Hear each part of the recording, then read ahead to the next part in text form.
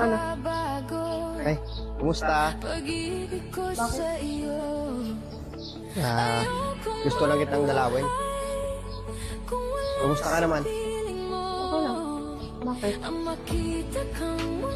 Namimiss kasi kita eh. Kumusta ka naman? Wala naman ako. Ba't andito ka? Eh siya nga Busy pala, ako eh. may dala ko para sa'yo. Ano yan? Ayoko. Para sa'yo. Ayoko. Grabe ka naman. Nagabala ako para dalahan ka ng paborito mo tapos hindi mo tatanggapin. Ayoko. Hindi ako kumakain ng chocolate. Alam mo naman di ako kumakain ng chocolate eh. Alam mo naman di ako kumakain ng matatamis eh. Di ba alam mo yun? Hanggang ngayon, Diet ako eh. hanggang ngayon ba hindi mo pa rin ako napatawad? Dapat gusto mo patawad ka agad.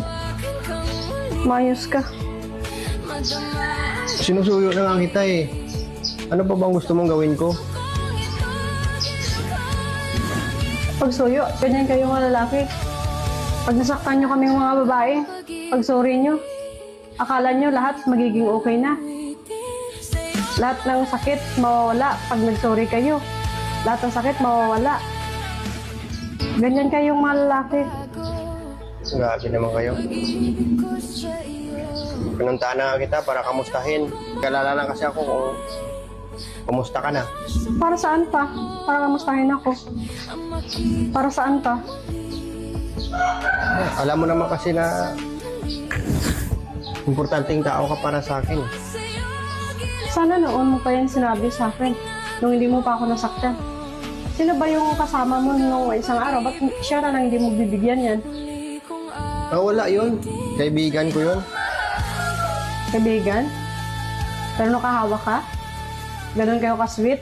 Ganyan ba, kaibigan? Ganyan kayong mga lalaki. Puro kayo palusot. Huling-huli na nga, magpapalusot pa. Pero napagtanto ko ikaw talaga yung mahal ko. Ngayon, napagtanto ko na hindi pala ikaw yung taong gusto ko. Alam mo, nagsisisi talaga ako. Huli ko na na-realize na napakalaga mo pala sa akin. Totoo nga palang kasabihan, no? Saka mo lang malalaman yung importansya ng isang tao pag wala na sa tabi mo. Umuwi ka na. Ano na kita makita?